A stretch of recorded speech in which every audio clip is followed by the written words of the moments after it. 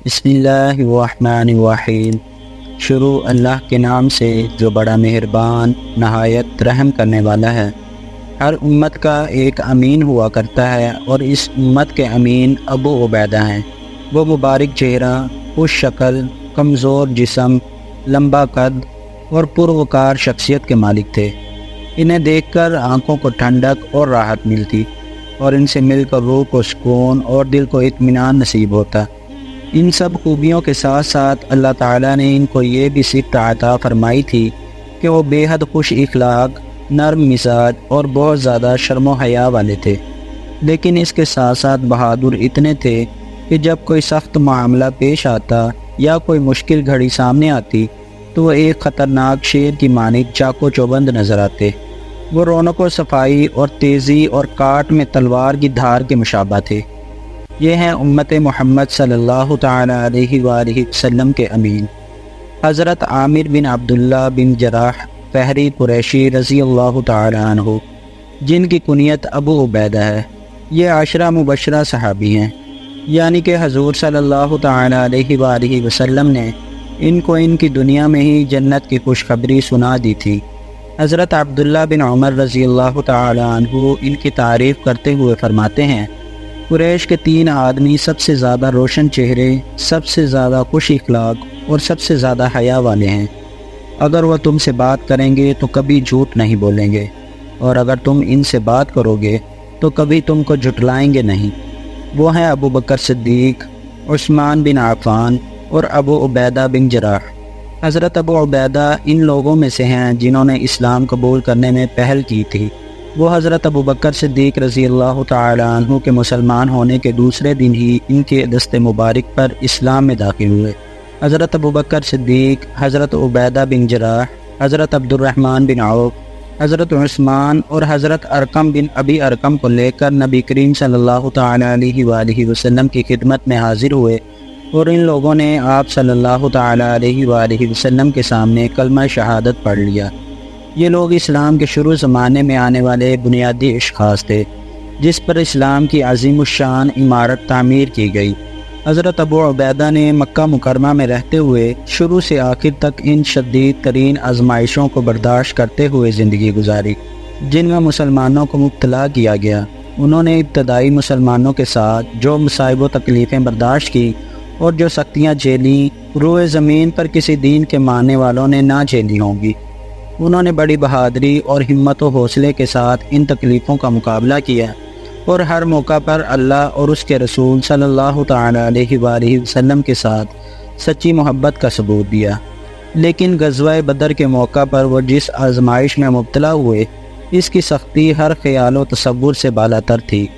وہ جنگ بدر میں صفوں کے درمیان اس طرح بڑھ بڑھ کر اور مختلف طریقوں سے حملے کر رہے تھے جیسے ان کو نہ تو موت کا کوئی ڈر ہے نہ ہلاکت کا کوئی اندیشہ۔ ان کے حملوں نے مشرکین پر ہیبت طاری کر دی اور قریش کے بڑے بڑے سردار ان کا سامنا کرنے سے ڈرنے لگے۔ لیکن ان میں سے ایک شخص ایسا تھا جو ہر وقت حضرت ابو عبیدہ بن جراح کا سامنا کرنے کی کوشش کرتا اور ہر موقع پر ان کے مقابلے میں آ جاتا، مگر حضرت ابو عبیدہ بن جراح اس کے راستے سے ہٹ جاتے اور اس کے ساتھ مقابلہ کرنے سے پرہیز کرتے۔ وہ شخص بار بار ان کے اوپر حملہ آور ہوتا اور حضرت ابو عبیدہ بن جراح ہر بار اس سے ہٹ کر دوسری طرف نکل جاتے۔ آخرکار اس نے حضرت ابو عبیدہ بن جراح کے لیے سارے راستے بند کر دیے، ان کے سامنے آ کھڑا ہوا۔ جب اس کی یہ حرکتیں حضرت ابو عبیدہ کی قوت برداشت سے باہر ہو گئیں تو انہوں نے اس کے سر پر تلوار سے زوردار اور بھرپور وار کیا۔ اس کی کھوپڑی کے 2 ٹکڑے ہو گئے اور وہ بے جان ہو کر زمین پر گر پڑا۔ آپ سوچ رہے ہوں گے کہ یہ مرنے والا شخص کون ہوگا؟ میں پہلے ہی بتا چکا ہوں کہ غزوہ بدر کے موقع پر حضرت ابو عبیدہ کا امتحان ہر قسم کی سوچ و خیال سے بڑھ کر تھا، اور آپ کا سر چکرا جائے گا جب یہ بات آپ کے علم میں آئے گی کہ حضرت ابو عبیدہ کے ہاتھ سے مارا جانے والا شخص کوئی اور نہیں، خود ان کے والد عبداللہ بن جراح تھا۔ انہوں نے اپنے والد کو نہیں، ان کی شخصیت میں پائے جانے والے کفر و شرک کو قتل کیا تھا۔ اس موقع پر اللہ تعالیٰ نے حضرت ابو عبیدہ اور ان کے والد کے متعلق قرآن مجید کی یہ آیت نازل کرتے ہوئے فرمایا، تم کبھی یہ نہ پاؤ گے کہ جو لوگ اللہ اور آخرت پر ایمان رکھنے والے ہیں وہ ان لوگوں سے محبت کرتے ہیں جنہوں نے اللہ اور اس کے رسول کی مخالفت کی ہے، خواہ وہ ان کے باپ ہوں یا ان کے بیٹے یا ان کے بھائی یا ان کے اہل خاندان۔ یہ وہ لوگ ہیں جن کے دلوں پر اللہ نے ایمان کو ثبت کر دیا ہے اور اپنی طرف سے ایک روح عطا کر کے ان کو قوت بخشی ہے۔ وہ ان لوگوں کو ایسی جنتوں میں داخل کرے گا جن کے نیچے نہریں بہتی ہوں گی، ان میں وہ ہمیشہ رہیں گے۔ اللہ ان سے راضی ہوا اور وہ اللہ سے راضی ہوئے۔ وہ اللہ کی جماعت کے لوگ ہیں، خبردار رہو، اللہ کی جماعت والے ہی فلاح پانے والے ہیں۔ حضرت ابو عبیدہ کی طرف سے اس بات کا پیش آنا کچھ انوکھا اور تعجب خیز کارنامہ نہ تھا۔ وہ اپنی قوت و ایمانی، دینی جذبہ اور امت محمدیہ کے لیے امانت داری کے اس اونچے مقام پر پہنچے تھے کہ جس کے لیے بڑی بڑی ہستیاں اللہ سبحانہ و تعالیٰ کے ہاں آرزو مند رہتی ہیں۔ محمد بن جعفر نے بیان کیا ہے کہ ایک بار عیسائیوں کا ایک وفد رسول اللہ صلی اللہ تعالیٰ علیہ وآلہ وسلم کی خدمت میں حاضر ہوا اور اس نے آپ صلی اللہ تعالیٰ علیہ وآلہ وسلم سے درخواست کی، ابو القاسم، آپ ہمارے ساتھ اپنے اصحاب میں سے کسی ایسے شخص کو بھیجیے جس کو آپ ہمارے لیے پسند کرتے ہوں، تاکہ وہ ہمارے درمیان ان جائیدادوں کا فیصلہ کرے جن کے بارے میں ہمارے اندر اختلاف پیدا ہو گیا ہے، اس لیے کہ ہمیں مسلمان بہت پسند ہیں۔ تو رسول اللہ صلی اللہ تعالیٰ علیہ وآلہ وسلم نے فرمایا، تم دوپہر کے وقت مجھ سے ملو، میں تمہارے ساتھ ایک ایسے شخص کو روانہ کروں گا جو طاقتور بھی ہے اور دیانتدار بھی۔ حضرت عمر رضی اللہ تعالیٰ عنہ کہتے ہیں کہ میں ظہر کی نماز کے لیے بہت جلدی پہنچا۔ اس دن کی طرح میرے دل میں امارت کی کبھی تمنا نہیں پیدا ہوئی تھی، اور امارت کی یہ تمنا میرے دل میں صرف اس وجہ سے پیدا ہوئی تھی کہ ممکن ہے رسول اللہ صلی اللہ تعالیٰ علیہ وآلہ وسلم کی بیان کردہ تعریف کا میں ہی مستحق ٹھہروں۔ جب رسول اللہ صلی اللہ تعالیٰ علیہ وآلہ وسلم نماز سے فارغ ہو کر اپنے دائیں بائیں دیکھنے لگے تو میں اچک اچک کر خود کو نمایاں کرنے لگا تاکہ آپ صلی اللہ تعالیٰ علیہ وآلہ وسلم کی نظر میرے اوپر پڑ سکے، لیکن آپ میری طرف متوجہ ہونے کی بجائے اپنی نگاہوں کو مجمع کے درمیان گردش دیتے رہے، یہاں تک کہ آپ کی تلاش کرنے والی نظریں حضرت ابو عبیدہ بن جراح پر جا کر ٹک گئیں۔ آپ صلی اللہ تعالیٰ علیہ وآلہ وسلم نے ان کو اپنے پاس بلایا اور اہل وفد کی طرف اشارہ کرتے ہوئے فرمایا، ان کے ساتھ جاؤ اور ان کے درمیان پیدا شدہ اختلافات کو حق کے ساتھ نپٹاؤ۔ یہ دیکھ کر میں نے اپنے دل میں کہا، ابو عبیدہ نے اس فضیلت کو حاصل کر لیا۔ حضرت ابو عبیدہ صرف صفت ایمانت کی وجہ سے ہی مشہور نہ تھے، بلکہ وہ ایمانت داری کے ساتھ ساتھ زبردست قوت ایمانی کے بھی مالک تھے، اور بہت سے مواقع پر ان کی اس قوت کا اظہار بھی ہو چکا تھا۔ اس قوت کا اظہار خاص طور پر اس وقت ہوا تھا جب رسول اللہ صلی اللہ تعالیٰ علیہ وآلہ وسلم نے صحابہ کرام کی ایک جماعت کو قریش کے تجارتی قافلے کو روکنے کے لیے روانہ فرمایا اور حضرت ابو عبیدہ کو اس کا امیر مقرر فرمایا۔ روانگی کے وقت آپ صلی اللہ تعالیٰ علیہ وآلہ وسلم نے کھجوروں سے بھری ہوئی ایک تھیلی سفر میں کھانے کے لیے ان کے حوالے کی تھی۔ اس وقت اس تھیلی کے علاوہ اور دوسری کوئی چیز آپ کے پاس نہ تھی۔ حضرت ابو عبیدہ اپنے ساتھیوں میں سے ہر ایک کو روزانہ ایک ایک کھجور دیتے اور ہر شخص اس کھجور کو چوس کر اوپر سے پانی پی لیتا تھا، اور یہی اس کے پورے ایک دن کی خوراک ہوتی تھی۔ ان کی قوت ایمانی کا اظہار اس وقت بھی ہوا تھا جب غزوہ احد کے موقع پر مسلمانوں پر شکست اور ان کے میدان چھوڑ کر بھاگ جانے کے بعد ایک مشرک بڑے غضبناک انداز میں چلا رہا تھا، ہمیں بتاؤ محمد کہاں ہیں، بتاؤ ہمیں کہاں ہے محمد۔ تو حضرت ابو عبیدہ ان 10 افراد میں سے ایک تھے جنہوں نے رسول اللہ صلی اللہ تعالیٰ علیہ وآلہ وسلم کی حفاظت کے لیے ان کو چاروں طرف سے اپنے گھیرے میں لے رکھا تھا تاکہ آپ صلی اللہ تعالیٰ علیہ وآلہ وسلم کی طرف بڑھنے والے مشرکین کے نیزوں کو اپنے سینوں پر روک سکیں۔ جنگ ختم ہوئی تو آپ صلی اللہ تعالیٰ علیہ وآلہ وسلم کے سامنے کے 2 دانت مبارک شہید ہو چکے تھے، پیشانی مبارک زخمی ہو گئی تھی اور رخسار مبارک میں لوہے کی کڑیاں چپ گئی تھی۔ حضرت ابو بکر نے ان کڑیوں کو رخسار مبارک سے نکالنا چاہا تو حضرت ابو عبیدہ نے انہیں قسم دے کر کہا کہ یہ کام آپ میرے لیے چھوڑ دیں، اور انہوں نے چھوڑ دیا کہ ابو عبیدہ یہ خدمت انجام دیں۔ حضرت ابو عبیدہ کو یہ اندیشہ تھا کہ اگر وہ ان کڑیوں کو ہاتھ سے کھینچ کر نکالتے ہیں تو آپ کو تکلیف ہوگی، اسی لیے انہوں نے ایک کڑی کو دانتوں سے مضبوطی کے ساتھ پکڑا اور زور لگا کر کھینچا تو وہ باہر آ گئی، مگر ساتھ ہی ان کا ایک دانت بھی ٹوٹ گیا۔ پھر انہوں نے دوسری کڑی کو بھی اپنے دانتوں کی مضبوط گرفت میں لے کر زور لگایا، کڑی پیشانی مبارک سے نکل گئی، مگر ان کا دوسرا دانت بھی ٹوٹ کر الگ ہو گیا۔